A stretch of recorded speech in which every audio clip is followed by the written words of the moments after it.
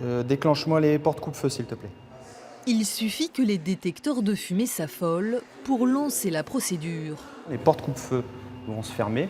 Le désenfumage va se mettre en service et l'information sera reliée directement au PC sécurité qui enverra immédiatement une personne pour effectuer un lever de doute, pour voir ce qui se passe.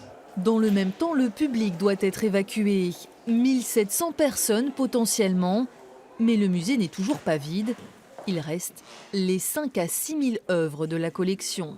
Donc on voit bien la photo de l'œuvre, son positionnement. Chacune est répertoriée par ordre de priorité.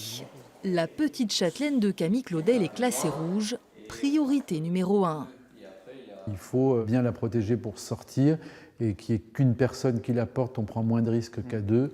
Mais certaines pièces devront rester sur place. Cette sculpture pèse 1,2 tonne.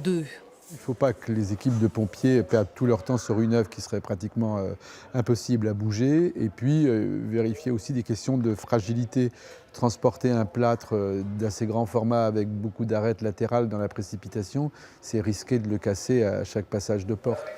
Une centaine d'extincteurs et des sols et socles conçus pour se consumer sont brûlés. Le musée est équipé. Les réserves sont malgré tout un des points noirs du bâtiment. Dans ce local, il y a énormément de choses qui peuvent brûler. Donc plus il y a de combustible, plus la chaleur sera importante et plus forcément les dégâts seront importants.